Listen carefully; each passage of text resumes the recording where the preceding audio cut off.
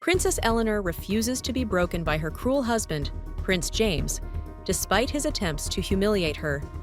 Though outwardly defiant, Elie harbors a deep-seated fear of revealing her true identity, a secret that could cost her her life. James remains unconvinced by her explanation for her sudden beauty, consumed by suspicion and a lingering desire. Will Elie be able to maintain her facade and keep her true identity hidden from the increasingly suspicious Prince James? What will happen if James discovers the truth about Elie's past? Will Elie ever find a way to escape her abusive marriage and find true happiness? What is the true nature of James's obsession with Elie's beauty, and how will it ultimately affect their relationship?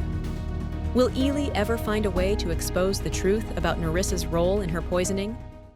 Elie was appalled. There was no way Nerissa was deserving of the Royal Highness title. She was not a queen or princess. If she agreed to call Nerissa by that title, it would only reinforce the idea that Nerissa deserved to be higher up in the kingdom than Elie. There was no way Elie was going to let that happen.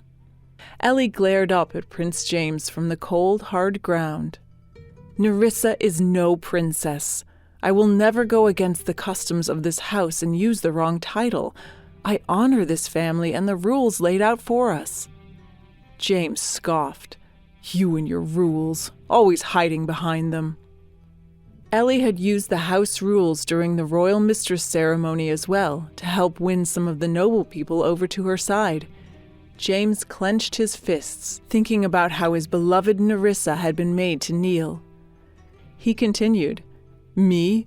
I don't care about the rules. I only care about punishing you and your family for what you've done to me. Elie could feel she was weakening significantly, but she had to keep strong. Elie realized these were moments that would be important when she was queen. She would remember how strong, resilient, and brave she was in the face of evil.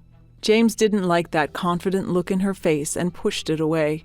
Don't look at me like that. But Elie continued to smile to herself. James looked at her with disgust. What's wrong with you? You weren't like this before. In the past, you were weak, and when you looked at me, you always trembled like a frightened deer. But now...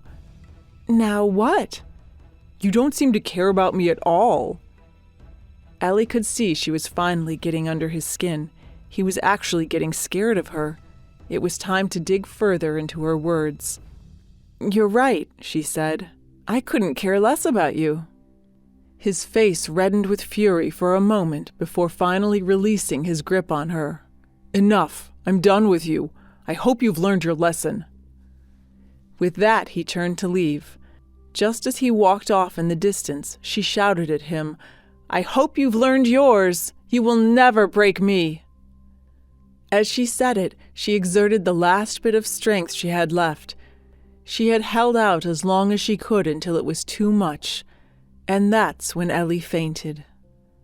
Sir Lawrence looked at Elie lying unconscious and then up at the prince.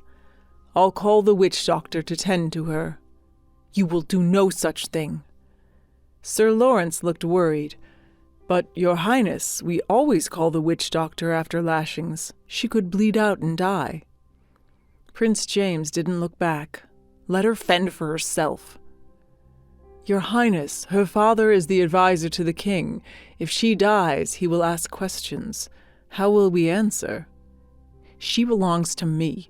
I am punishing her as I see fit. If I have a bad dog that I don't punish, it will continue to misbehave. It's the same here. Now, if the bad dog dies from its punishment, whose fault is it? If she dies from the wounds of her punishment, are we really to blame? Sir Lawrence nodded obediently. Drag her back to her room and then let God decide whether she lives or dies. Elie lay unconscious, her fate hanging in the balance. Had James truly intended to kill her? Or was this a calculated act of cruelty, a way to break her spirit without fully crossing the line?